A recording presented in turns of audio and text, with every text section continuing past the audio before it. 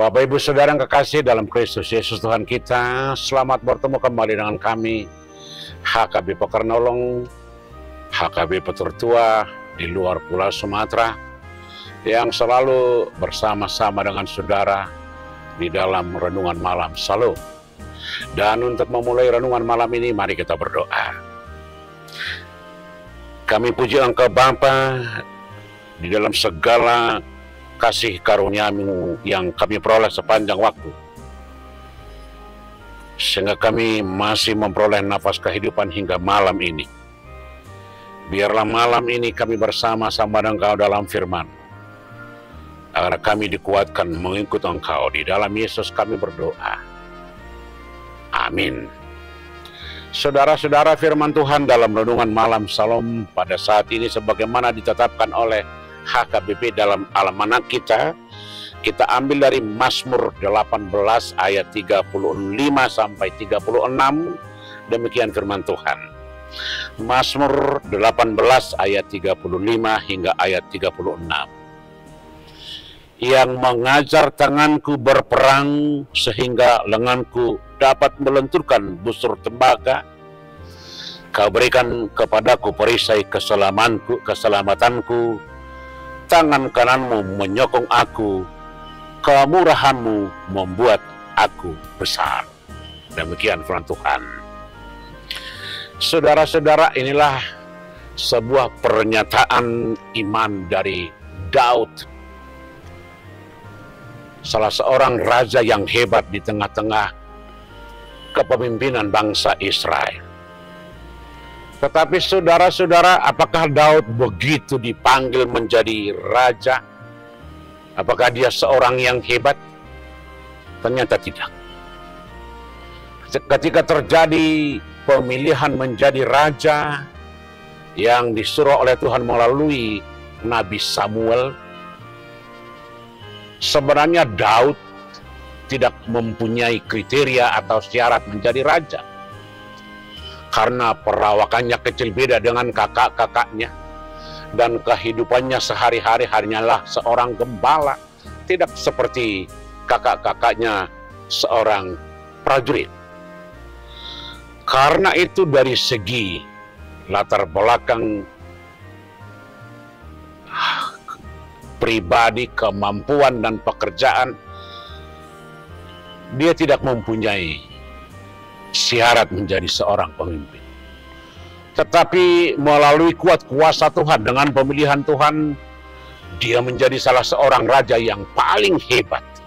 Walau pada awalnya dia harus mengalami tantangan yang luar biasa dari Saul yang merasa iri atau cemburu karena dia sangat dipuji-puji dan disanjung orang-orang Israel karena kehebatannya, karena kemampuannya menaklukkan para musuh dan orang-orang yang mencoba memusuhi bangsa Israel. Karena itu sepanjang perjalanan Daud, dimulai dari panggilan menjadi raja, dia menghadapi banyak sekali tantangan dan harus melarikan diri, bersembunyi dari kejaran Saul sendiri yang mencoba untuk membunuh, memusnahkan dia. Tetapi tangan Tuhan yang luar biasa, kuat kuasa Tuhan yang senantiasa bersama-sama dengan Daud, sehingga dia dapat bebas dari ancaman, apakah dari Saul, apakah dari orang-orang yang memusuhinya, atau apakah dari musuh-musuh bangsa-bangsa lain yang begitu kuat. Karena itulah dia bersaksi dengan firman ini, bahwa kemampuannya, bahwa kekuatannya, kemenangannya, dan keberhasilannya itu adalah semata-mata karena kuat kuasa Tuhan.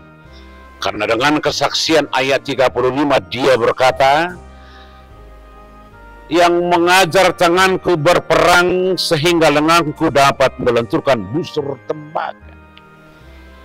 Dia meyakini bahwa Tuhanlah yang mengajar tangannya, yang membimbing tangannya, yang memampukan tangannya. Di ayat 36 dia berkata, kau berikan perisai, tameng menjadi alat untuk perlindungan, keselamatan dari busur para musuh, ancaman para musuh. Itulah yang menjadi luar biasa ajakan bagi kita.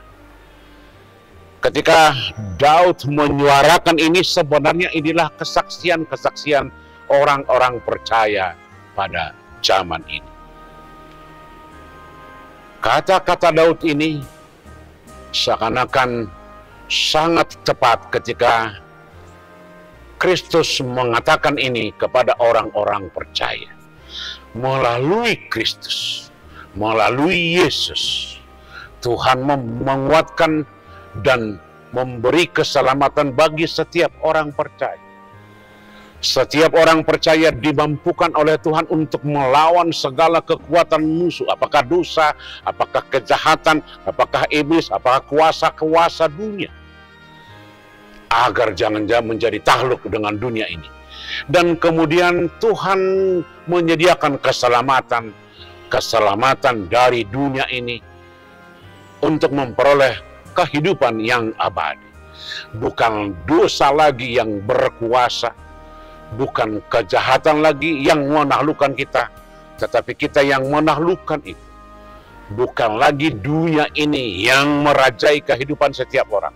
Sebab kita sebenarnya sudah diberikan Tuhan untuk menaklukkan itu. Bagaimana perisai keselamatan, bagaimana firman Tuhan menjadi dasar dari seluruh kehidupan kita. Kristus yang telah bangkit dari kematian, itu artinya kematian tidak lagi akhir dari segalanya, tetapi itu adalah awal.